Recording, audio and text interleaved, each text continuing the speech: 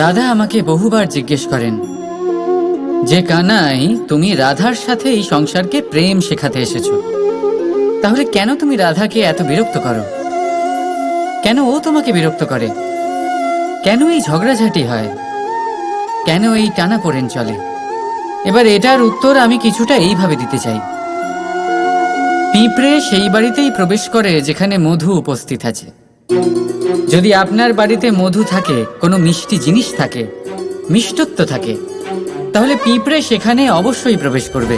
ঠিক এইরকমই হয় আমাদের সম্পর্ক। এর মধ্যে ছোটখাটো ঝগড়াঝাটি, টানাপোড়েন, রাগ করা, মন ভাঙানো, এই সব তো চলতেই থাকে, বিশেষ করে সেই সম্পর্কগুলিতে যেখানে মিষ্টত্ব আছে। মনে রাখবেন, যেই সম্পর্কে কোনো খুনসুটি নেই, রাগ করা, মান ভাঙানো নেই, কোনো ছোটখাটো ঝগড়াঝাটি নেই, সেই সম্পর্ক শুধুমাত্র মস্তিষ্ক দিয়ে পালন করা হচ্ছে, মন থেকে নয়। তাই মন থেকে ভালোবাসতে শিখুন। আর এই ছোটখাটো ঝগড়াঝাটির, এই অম্ল মধুর খুনসুটির আনন্দ উপভোগ করুন, কারণ এতেও ভালোবাসা আছে। রাধা রাধা। আপনি কি কখনো ভেবে দেখেছেন, বিষ পান করার পরেও মহাদেবকে দেবাদিদেব মহাদেব কেন বলা হয়? আর অপরদিকে অমৃত পান করার পরেও রাহু আর কেতুকে অসুর কেন বলা হয়? কেন? এর কারণ হলো উদ্দেশ্য। আপনার কর্ম করার পেছনে যে উদ্দেশ্য আছে তা অত্যন্ত গুরুত্বপূর্ণ। এই সংসারে কোনো ব্যক্তি সেই দ্বারাই পরিচিত, কর্ম করার পিছনে তার উদ্দেশ্য দিয়ে। যদি কেউ পরোপকার করে কিন্তু তার পেছনে তার উদ্দেশ্য স্বার্থের হয়, সেই পরোপকারী মানুষ নিজের মাহাত্ম্য সেখানেই হারিয়ে ফেলে। যদি আপনার কর্মের পিছনে আপনার উদ্দেশ্য সঠিক হয়, তাহলে শাপও বরদানে পরিণত হতে পারে। যদি আপনার কর্মের পিছনে উদ্দেশ্য অনুচিত হয়, তাহলে বরদান ও শাপে পরিণত হতে বেশি সময় লাগে না। এই সমস্ত খেলা কর্ম আর তার উদ্দেশ্যে। তাই শুদ্ধ মনে খেলবেন। রাধা রাধা। রাধা আমাকে বহুবার জিজ্ঞেস করে, এই মোহ আর প্রেমের মধ্যে পার্থক্য কি? দাদাও তা বুঝতে পারেন না। আপনার মনেও নিশ্চয়ই এই প্রশ্ন আসে যে তফাৎটা কোথায় এই মোহ আর এই প্রেমের মধ্যে। আসুন, খুব সহজেই আমি আপনাকে এটা বুঝিয়ে দিচ্ছি। একদিকে আপনি ভেবে দেখুন, একটা মাছ যে জলে থাকে সেখানেই বাস করে। যদি গ্রীষ্মকালে সেই জল শুকিয়ে আসে, সে তা ছেড়ে যায় না, সেখানেই থাকে সে। গরমে জল শুকিয়ে যাওয়ার কারণে সে সেখানে কষ্ট পেয়ে নিজের প্রাণ ত্যাগ করলেও সেই স্থান ত্যাগ করে না। অন্যদিকে আছে এক ভ্রমর, যে একটা ফুলের আশেপাশে শুধু ততক্ষণই ঘোরাঘুরি করে যতক্ষণ সেই ফুলে সে রস পায়। সেই রস শেষ, সেখানে সেই ভ্রমরও আর থাকে না।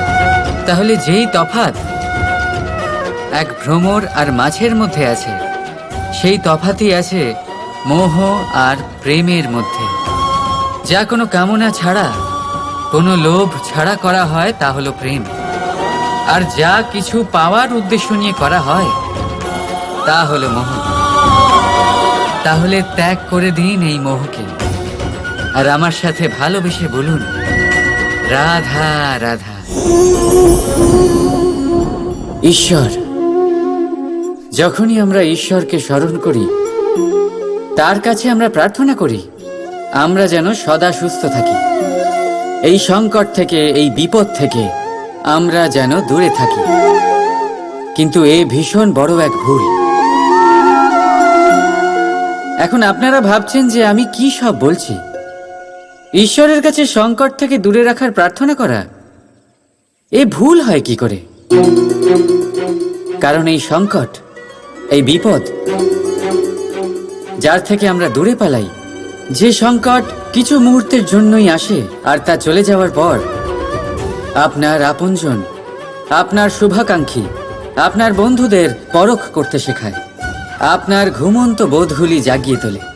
আপনাকে আরো শক্তিশালী করে তোলে। এই সংকট যার থেকে আমরা সকলে দূরে পালাই, যদি আমরা এই সংকটের সম্মুখীন হতে শিখে যাই, সেই অভিজ্ঞতার থেকে শিখি, আত্মসাৎ করি, এই জীবন আরো বেশি আনন্দময় হয়ে উঠবে। তাই এরপরে যখনই ঈশ্বরকে স্মরণ করবেন, সংকট থেকে দূরে পালাবার নয়, সংকটের সম্মুখীন হওয়ার শক্তি চাইবেন। স্বপ্ন দেখুন আর নির্ভয় সেই দিকে এগিয়ে যান। স্বপ্ন নিশ্চয়ই সফল হবে। রাধা রাধা। এই মুক্ত দেখতে পাচ্ছেন আপনারা? শুভ্র, সাদা, উজ্জ্বল। আর এটা এরকমই রাখার জন্য আমরা কি না করে থাকি। এটা এরকমই কোনো রেশমের কাপড়ে আমরা জড়িয়ে রাখি, কোনো এক কৌটোয় ভালো করে বন্ধ করে রাখি। কেন? যাতে এতে একটা আঁচড়ও না লাগে, যাতে এই মুক্ত না ভাঙে, কারণ এটা অমূল্য। ঠিক সেই রকমই এই দুধ যাতে না কাটে, তাই আমরা এটা গরম করে রাখি। গ্রীষ্মকালে আমরা এটা শীতল জলে রেখে দিই, কারণ এটা অমূল্য। এই দুটোই বড়ই অমূল্য, তাই আমরা এগুলো সামলে রাখি। দুধ আমাদের শরীরের অনেক পুষ্টি দেয়, সেই শরীরেরই সৌন্দর্য বাড়ায় এই মুক্ত। এবার মুক্ত আর দুধের মতোই হয় আমাদের আপনজনদের মন। এটাও আমাদের সামনে রাখা উচিত, এটার রক্ষাও আমাদের করা উচিত। মিষ্টি কথা, স্নেহ আর ভালো ব্যবহারের দ্বারা এগুলি সামলে রাখুন। কারণ যেভাবে একবার দুধ কেটে গেলে তাকে আর কোনোভাবেই ঠিক করা যায় না, আর একবার যদি মুক্ত ভেঙে যায়, যাই করুন না কেন তাকে আর জোড়া দেওয়া যায় না। ঠিক সেইভাবেই একবার যদি মনে ফাটল ধরে যায়, তাকে আগের অবস্থায় ফিরিয়ে নিয়ে যাওয়া অত্যন্ত কঠিন হয়ে দাঁড়ায়।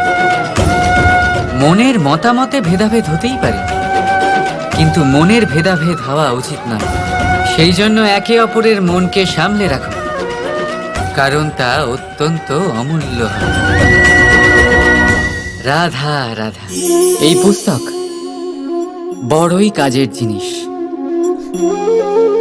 কাহিনী হোক, কবিতা হোক, স্মৃতি হোক, এতে যাই লিখে দেবেন তা ভবিষ্যতের পুঁজি হয়ে যাবে। কিন্তু যদি কখনো এমন হয় যে এই পুস্তক ময়লা হয়ে যায়, বা যদি কোনো পাতায় আপনি ভুল করে কালি ফেলে দেন, বা কোনো বাক্য লিখতে গিয়ে আপনি ভুল করে ফেলেন, তাহলে আপনি কি করেন? সেই পুস্তক কি আপনি তুলে ফেলে দেন? না, তাই তো। শুধু একটা পাতা ছিঁড়ে ফেলেন, যাতে সেই পুস্তক সঠিক থাকে, সুন্দর হয়ে ওঠে। এই পুস্তকের মতোই হয় আমাদের সম্পর্ক। তার সেই এক পাতা, একটা ভুল। তাই যে কোনো সম্পর্কে যদি কারোর কোনো ভুল হয়ে গিয়ে থাকে, তাহলে সেই ভুলকে সম্পর্ক থেকে দূরে করা সঠিক হবে। সেই ভুলকে ভুলে যাওয়াই সঠিক হবে। সেই সম্পর্ক ভাঙা নয়, সেই সম্পর্ক সামলে রাখুন। কারণ ভুল তো সবার দ্বারা হয়। যদি এরকম করেন, তবেই জীবনরূপী পুস্তক আরো সুন্দর হয়ে উঠবে। একে অপরকে ক্ষমা করতে শিখুন, একে অপরের ভুলকে ভুলে যেতে শিখুন। তারপর দেখবেন এই জীবনে আরো আনন্দ আসবে, আর এই সম্পর্ক নিঃশ্বাস নিতে থাকবে। রাধা রাধা। এই শিলা দেখতে পাচ্ছেন আপনি? এটা সেই শিলা যা আপনারা মন্দিরে দেখতে পান, যার সম্মুখে আপনারা মাথা নত করেন, হাত জোর করে প্রণাম করেন, প্রার্থনা করেন, নিজের জন্য শুভ কামনা করেন। এবারে ভাবুন, এই শিলা কি দিয়ে তৈরি? পাথরের এক খণ্ড দিয়ে, এক সাধারণ পাথরের খণ্ড। এবার যদি এই পাথরের খণ্ড আপনি অন্য কোথাও দেখেন, তাহলে কি করবেন?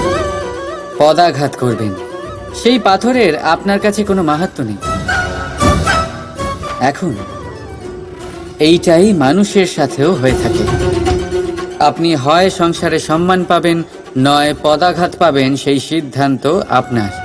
যদি আপনি নিজের মধ্যে শুভ ভাবনা রাখেন, শুভ কর্ম করেন, বিপদের সংকটের সম্মুখীন হন, নিজেকে আরো শক্তিশালী করে তোলেন, সর্বদা সত্যের পথে চলেন, তাহলে দেখবেন আপনি সম্মান অবশ্যই পাবেন, নয়তো পদাঘাতের বিকল্প তো আপনার কাছে আছেই, তাই তো?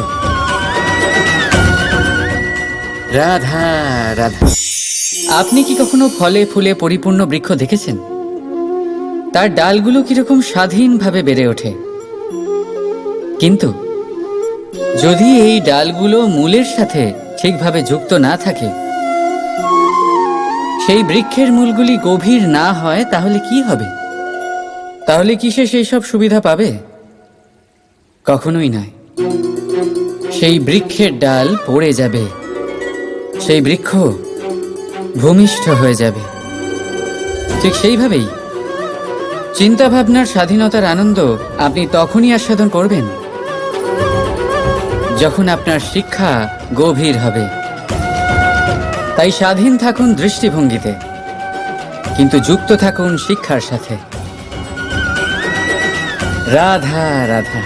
ভাবুন আমি কি করছি। আমি স্নান করতে চেষ্টা করছি। এই সরোবরে আমি আমার প্রতিচ্ছবি দেখতে পাচ্ছি। এবারে আমি যদি মনে মনে একথা ভেবে নিই যে আমার প্রতিচ্ছবির স্নান করা, এর অর্থ হলো আমার শরীরে স্নান করে নেওয়া, সেটা কি সঠিক হবে? এমন কি সত্যি হয়? না, কখনোই না। কারণ আপনার শরীর স্বয়ং আপনার অধীনে। যতক্ষণ না আপনি নিজের শরীরকে ভেজাবেন, ততক্ষণ আপনার প্রতিচ্ছবি ভিজবে না। এবারে আপনি ভাবছেন আমি এই অযথা কথাগুলি কেন বলছি। কারণ এই কথাগুলোর সম্পর্ক আছে আমাদের জীবনের অভিজ্ঞতার সাথে। আমাদের জীবনের এই অভিজ্ঞতা অত্যন্ত গুরুত্বপূর্ণ হয়। কিছু মানুষ এমন আছেন যারা সংকটের সম্মুখীন হতে চান না, কঠিন পরিস্থিতির সম্মুখীন হতে চান না, সেইগুলোর থেকে দূরে পালান, আর তার সাথে এটাও আশা করতে থাকেন যে বড় বড় সংকটের সম্মুখীন হওয়ার অভিজ্ঞতা আপনা আপনি হবে, সেই সাহস আপনা আপনি চলে আসবে। কিন্তু এটা কখনোই হয় না। তাই সংকটের সম্মুখীন হন তার থেকে দূরে না পালিয়ে। কারণ এই অভিজ্ঞতা বসে বসে কখনোই হয় না। তার জন্য আপনাকে সেই পথেই চলতে হবে যেখানে সংকট আছে, বাধা আছে, কঠিন পরিস্থিতি আছে, আর সেই পথে নির্ভয় হয়ে চলতে হবে। তার সম্মুখীন হতেই হবে। তারপর দেখবেন সেই পথে আপনার শক্তি, আপনার সাহস আপনার জন্য অপেক্ষা করছে। রাধা রাধা। কথায় আছে, যদি ভাগ্য সাথে না থাকে, যদি কপাল খারাপ হয়, তাহলে মিষ্টি নদীর জলও নোনা হয়ে যায়। এই কথাটা একদম ভুল। প্রতিটা বিষয়ে, প্রতিটা সমস্যার জন্য ভাগ্যকে দোষ দেওয়া অনুচিত। জীবনের সমস্ত দুর্ঘটনার কারণ ভাগ্য হতে পারে না। বহুবার কারণ হয় আমাদের অসাবধানতা। সাবধান থাকা অত্যন্ত জরুরি। আমরা আগামী সংকটের থেকে সাবধান থাকি না, নিজেকে তৈরি রাখি না। আর যখন হঠাৎ করে সংকট আমাদের সামনে প্রকট হয়, আমরা নিজেদের সামলাতে পারি না। সেই পরিস্থিতির কাছে আমরা হেরে যাই। সাবধান থাকা অত্যন্ত জরুরি। যখন আপনি কোনো অজানা পথে বেরিয়ে পড়েন, তখন সবার আগে নিজের একটা পা তার নিচের ভূমিতে রাখেন, আর আরেক পা দিয়ে সামনের ভূমি আপনি পরখ করেন। এটাই বুদ্ধির লক্ষণ। সাবধানতার মানে হলো আগামী ভবিষ্যতের পূর্বাভাস করা। কারণ যাই করে নিন না কেন, আপনি ভবিষ্যৎ দেখতে পারবেন না। কিন্তু যদি আপনার ভবিষ্যতে সংকটই লেখা থাকে, তাহলে তা আসুক। সেই সংকটের সম্মুখীন হওয়ার জন্য আপনি সাবধানতার ঢাল অবশ্যই ব্যবহার করতে পারবেন। রাধা রাধা।